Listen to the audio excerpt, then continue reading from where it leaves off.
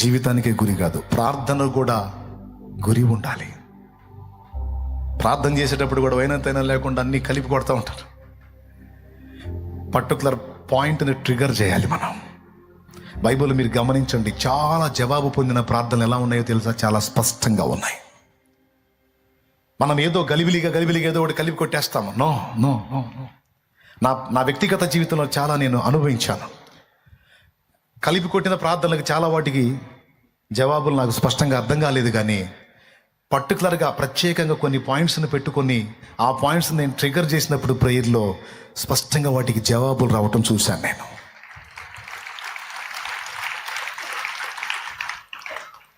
దేవునికి స్తోత్రం కలుగును గాక. మొన్న ఒక కుర్రాడిని పాము కలిసింది. డాక్టర్ దగ్గరికి కలిశాను నేను. ఇక్కడ పరిచారకుడు. డాక్టర్ చెప్పింది, డేంజర్ సార్, బ్రతకడు చాలా కష్టం. మేము మా వంతు ప్రయత్నం చేస్తున్నాం. అవయవాలు మిగిలిన అన్ని డ్యామేజ్ అని, ఒక గుండె సరిగ్గా పనిచేస్తుంది, ఆ ఒక్కదాన్ని ఆధారం చేసుకుని వైద్యం చేస్తున్నాం. అది కూడా రిపేర్ అయిందంటే చేయగలిగిందేం లేదు. విషం ఎక్కింది, చాలాసేపు అతను చూసుకోలేదు, రక్తపింజర కరిసింది అని చెప్పింది ఆమె. అక్కడి బాడీ అంతా పచ్చగా వచ్చేసింది అని చూసినా కూడా మనకేం లేదు అవకాశం. దాదాపు డేంజర్ కండిషన్లో ఉన్నాడు. వన్ రిపోర్ట్స్ నర్సరావుపేటలో వేరే హాస్పిటల్కి పంపిస్తే వాళ్ళు చెప్పేశారు ఇది కష్టం సార్ బ్రతకటం అని. మధ్యరాత్రి లేచి మోకాళ్ళు లేచా. ప్రవ్వా, నా కడుపును పుట్టిన బిడ్డ ఆ స్థితిలో ఉంటే నేను తినగలనా? నేను నిద్రపోగలనా? వాడు కొన్ని సంవత్సరాలు నీ సన్నిధిలో పరిచర్య చేశాడు ప్రవ్వా, నా ఆత్మీయ బిడ్డ. వాడు చిన్నోడయ్యా, మొన్ననే వాడికి పుట్టిన బిడ్డకి నేను పేరు పెట్టాను ప్రవ్వా. వాడు చావు బతుకులు ఉన్నాడు, వాడిని బ్రతికించు. అదే హాస్పిటల్లో ఇంకొక 2 పేషెంట్లను కలిశాను. 2 ఎలుకలు పేస్ట్ తిన్నారు. ఎందుకు తిన్నారంటే ఒక ఆయన అన్నాడు అప్పుల పాలై తిన్నానన్నా. ఇంకొక తమ్ముడు అడిగిన ఎందుకు తిన్నావు అంటే పిల్లలకి ఫీజు కట్టడానికి డబ్బులు లేవన్నా, అందుకని ఎందుకు బతకాలి నేనని తిన్నాను. పిల్లలకి చదివించుకోవడానికి ఫీజుకు డబ్బులు లేవు నా దగ్గర, నేను ఎందుకు బతకాలని తిన్నాను అన్నాను.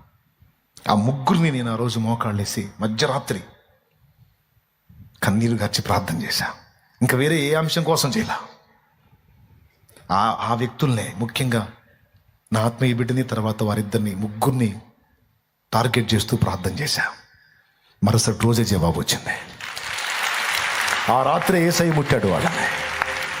ఆశ్చర్యం చెప్పన, ముగ్గురు బతికారు,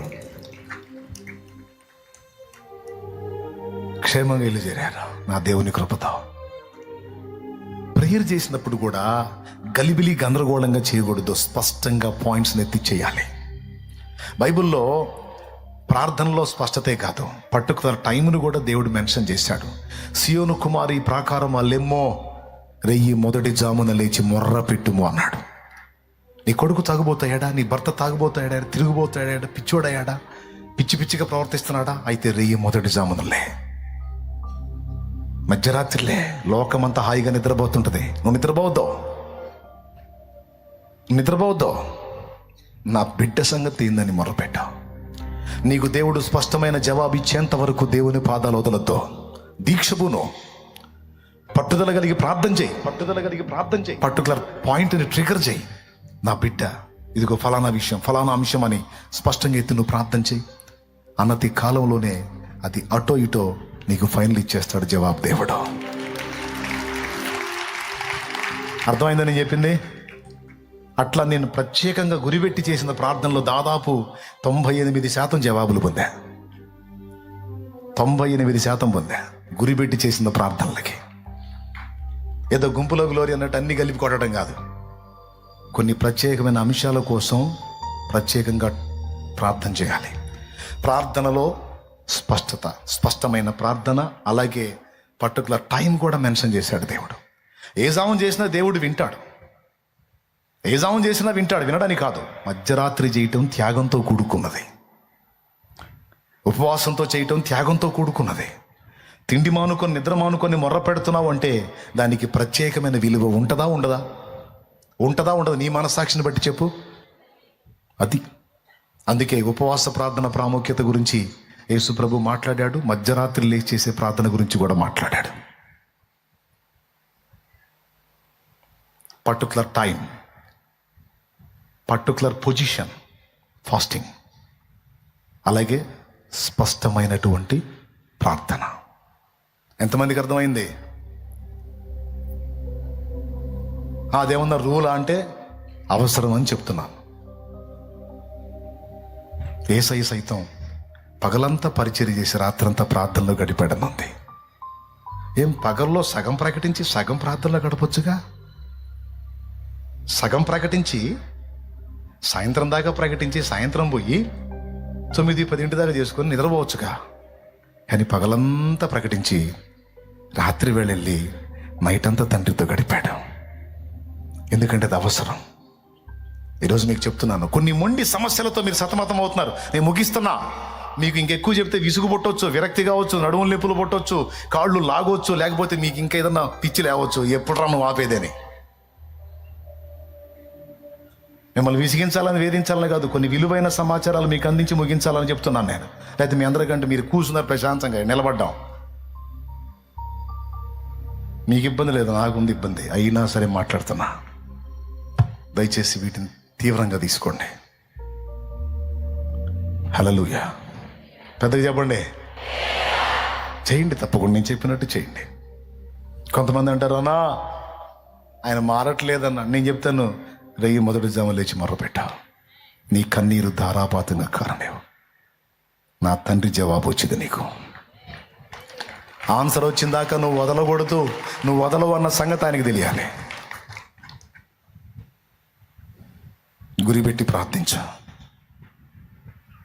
నిర్ణీత సమయంలో ప్రార్థించు. అవకాశం ఉంటే అప్పుడప్పుడు ఫాస్టింగ్ ఉండి పొట్ట మార్చుకుని కూడా ఉపవాసంతో ప్రయత్నించు. ఆన్సర్ ఖచ్చితంగా వచ్చింది. దేవుడిస్తాడు. నీకు మతిపోయే కార్యాలు చేస్తాడు ఆయన. అద్భుతాలు చేస్తాడు ఆయన. ఎన్ని సాక్ష్యాలండి, ఇందాక ఎన్ని సాక్ష్యాలు ఆపేశారు. ఇంకా నాకు అనిపించింది ఇంకా కాసిన చెప్తే వింటే బాగుండు అనిపించింది. ఈ రాత్రి తిండి తిప్పలు నిద్ర అన్ని పక్కన పెట్టి వచ్చావు. లోకమంతా హాయిగా నిద్రపోతుంది, నువ్వు దేవుని సన్నిధిలో గడుపుతున్నావు. ఇందులో త్యాగం ఉంది. ఇది దేవునికి సీరియస్, తీవ్రంగానే తీసుకుంటాడు దీన్ని. కాబట్టి ఈ రాత్రి మీరు ప్రార్థన చేయబోతున్నారు. కాబట్టి ఏది చేసినా, జీవించిన ఒక గురి, ప్రార్థించిన ఒక గురి, ఈ రెండు మీరు మర్చిపోవద్దు. పరిచర్య చేసిన దానిలో స్పష్టత. ఒక డే ఖర్చు అయిపోయిందంటే అది అర్థవంతంగా ఖర్చు అయిందా, వేస్ట్గా ఖర్చు అయిందా అనే గ్రహింపు నీకు నాకు ఉండాలి. మనకి ఇవ్వబడిన దినాలు కొన్ని, అవి వేస్ట్గా పోనీయకూడదు. Praise the lord. Amen. Thank for watching. Please subscribe, like, comment and share.